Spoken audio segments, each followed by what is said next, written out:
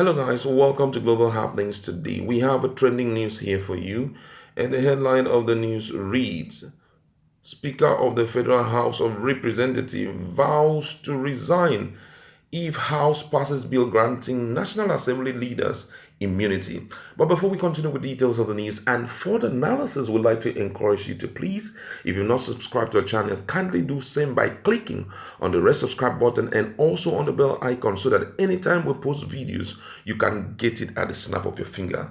All right, let's look at the news in detail. The Speaker of the House of Representatives, Honorable Femi Gbajabiamila, has threatened to resign if members end up passing a resolution granting principal officers of the National Assembly immunity from prosecution during his tenure. Earlier this week, members of the House approved a bill seeking to give leaders of federal and state legislatures immunity from prosecution, sponsored by Honorable Olusegun Odebumi, the member representing Ogu-Oluwa-Surulere Federal Constituency in Lagos State. The highly controversial and divisive bill has already passed its second reading and will now go to the committee stage. Tag the bill for an act to alter Section 308 of the Constitution of the Federal Republic of Nigeria, 1999, to extend immunity to cover presiding officers of legislative institutions. It will offer immunity to 4 presiding officers of the National Assembly and 2 from each of the State House of Assembly in the 36 states. Before the bill was debated, however, Honorable Gbajabiamila said he was against it and was not willing to benefit from the privileges should it be eventually passed and assented to. He stated that he would only support the proposal if it would take effect from 2023 after the end of the tenure of the current leadership. Making his objections clear, Honorable Gbajabiamila said that if the bill took effect immediately, he would stand down as Speaker of the House. Honorable Gbajabiamila added, and I quote his words, he said, "Honorable Odebumi, before you lead the debate, this bill seeks to confer immunity on presiding officers, correct? I am going to need clarification on some things here because if this bill is for presiding officers, then I cannot preside on this bill because there is an inherent conflict of interest. But if the bill seeks to confer immunity on subsequent presiding officers after this assembly, then perhaps I may preside. I will suggest that if the bill does not have a futuristic commencement date, we should put a commencement date from 2023 so that I am not conferred with any kind of immunity. That is my suggestion, but if you insist that it is supposed to be from this point moving forward, as soon as this bill is signed, then I will need to step down."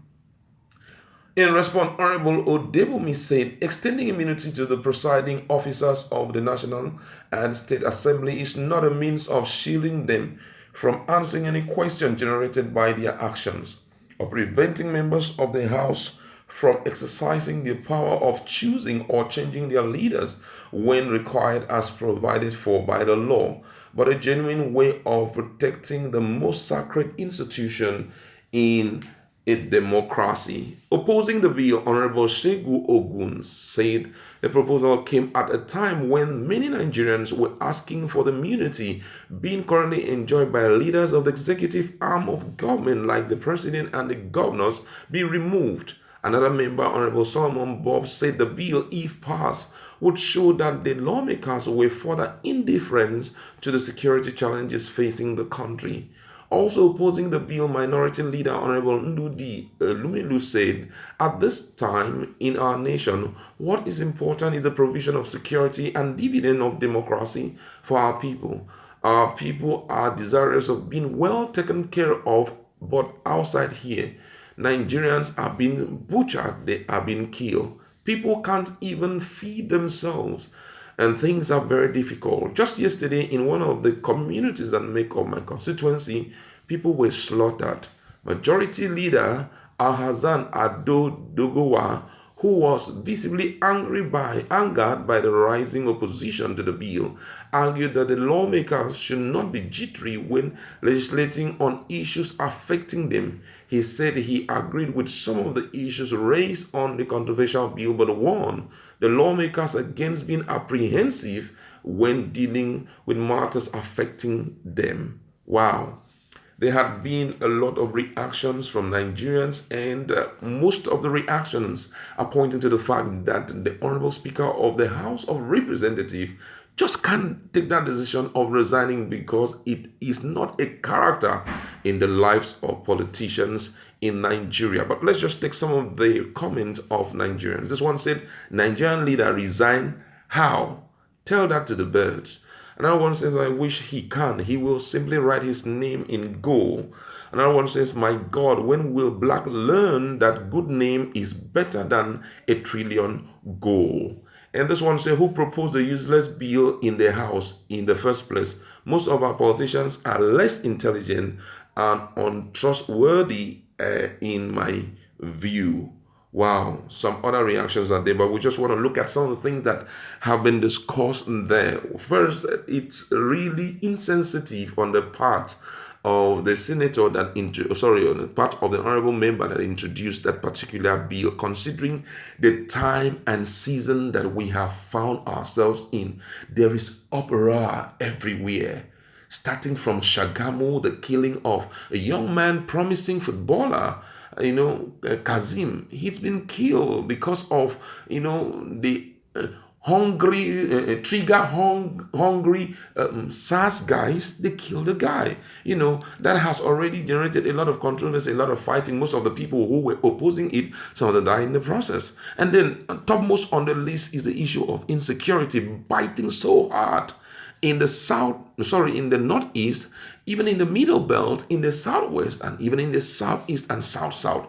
Insecurity has been topmost. Virtually all the discussion this week, previous week that has passed, even from the start of this year, has been tailored towards the insecurity. How do we solve this problem? I think every good leader sent out to represent his people, the first thing that they should be considering is how to introduce bills that will be talking about the level of insecurity in Nigeria. That should have been the most sensitive issue that everybody should be trying to tackle at all times. But it's been quite different. It's been quite unbelievable that someone will sit back and be talking about immunity.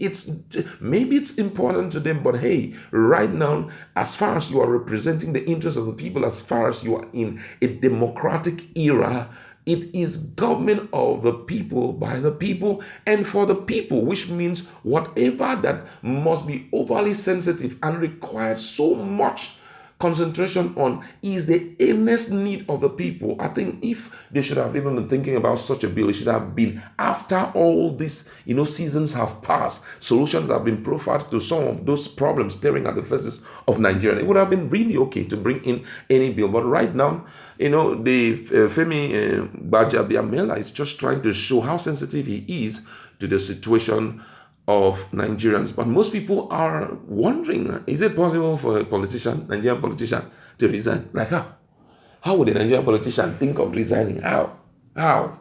When they know the chop that is in the office, they just can't resign. It just fairly recently I've noticed a lot of resignation. For example, in Kaduna, the Speaker of the House decided to step down.